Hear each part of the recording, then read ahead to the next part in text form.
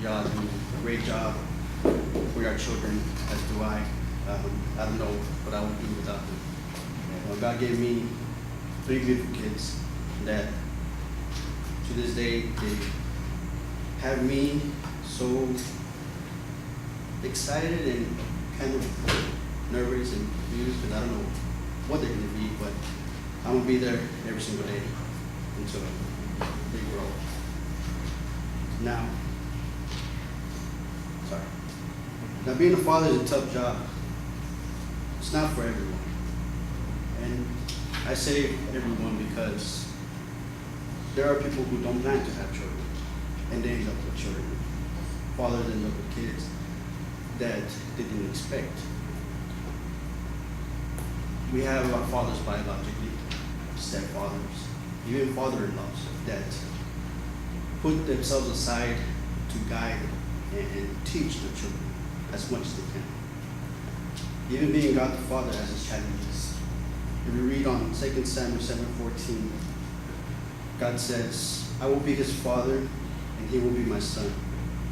When he does wrong, I will punish him with the rod wielded by men, with floggings inflicted by human hands. But my love will never be taken away from him. With that said, God has to make some pretty tough decisions when it comes to love, the love of his son. Now, we need to see ourselves as children as well. Even though we have children of our own, God still sees us as his children. Even though we are fathers, God doesn't stop disciplining us just because we have children of our own.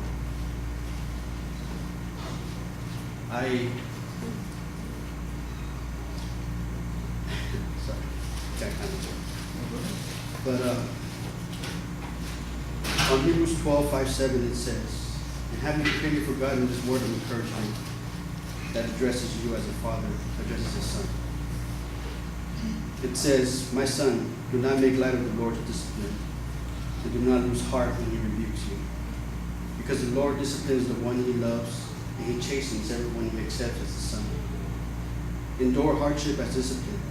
God is treating you as his children. For what children are not disciplined by their father? Now, father and discipline are always going to grow together. Us as fathers, we're always going to discipline our children to guide them the right way. Yes. You can't have a father and you can't have discipline. Yes. You want to discipline them the best way you can because you grew up as rebellious, as a troublemaker. And your father was there to discipline. I didn't have my biological father, but I had my stepfather who always disciplined me when I behaved bad, when I was a troublemaker. And I knew I was doing bad, so he'd always be ready with the belt every now and then. So God disciplines us through our hardship and struggles. Even though at the time we doubt and we question our Father's plan, we need to look into our lives as fathers and say, God, I understand. I understand the difficult choices he has to make. God the Father sees everything that we do, and he's always there to guide us. He will never stop loving us. He will never stop disciplining us because he wants us to learn. He wants us to be there for whoever needs our help.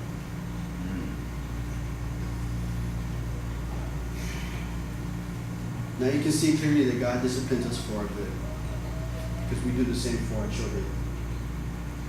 Just like it says in Hebrews 12:10 that our fathers disciplined us for a little while as they thought best, but God disciplines us for our good, in order that we may share in his holiness.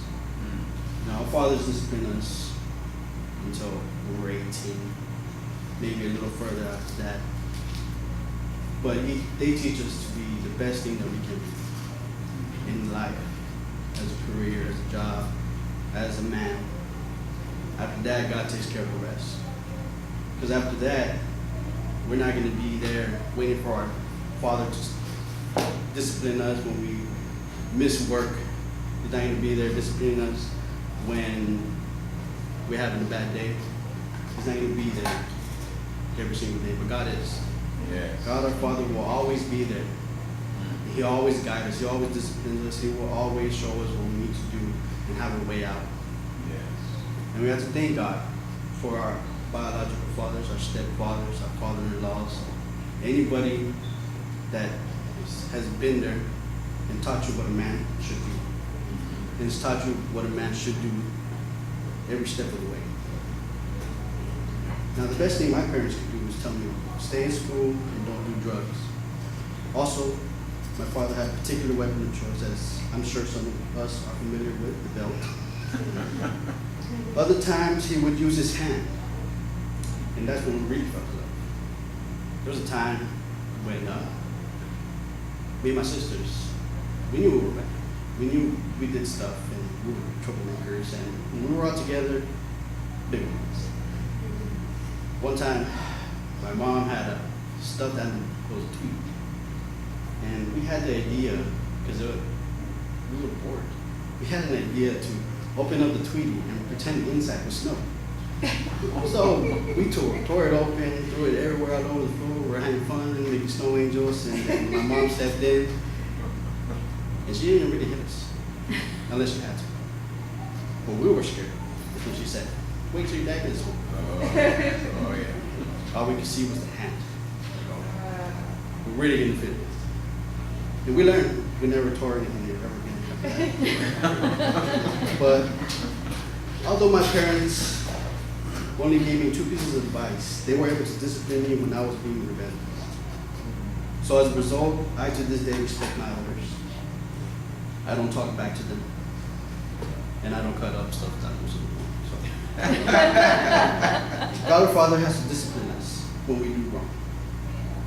Let's get one thing straight. God doesn't punish us for the sins we commit. God disciplines us by letting us understand that yes, we did wrong, and yes, we can do better.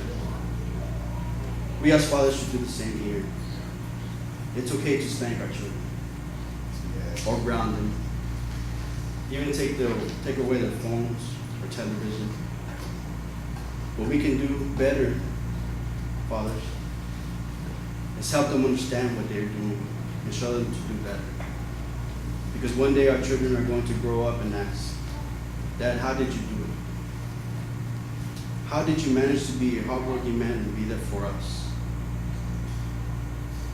Then you pull out your father's weapon of choice and the Bible. After that, you tell them, well, kids, being a father is a tough job. It's not for everyone. I could be here and I could explain to you the types of fathers that I've seen in my life. I've had my stepfather, never really met my biological father until I was 15, but he's still a good man. He still helps me every now and then. I had my stepfather who disciplined me, and he only wanted to do what's best for me. My father-in-law, who's helped me be a better man that no one's ever taught me. And I got Mr. Gray, spiritually helped me, guide me, and see that God's always been there. And without God, He would not give me the fathers that I have now.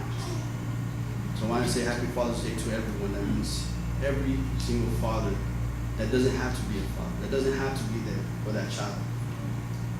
And put themselves aside, put their desires, put their wants in life to give their sons or children everything that they need. So, Happy Father's Day to everyone. Thank you.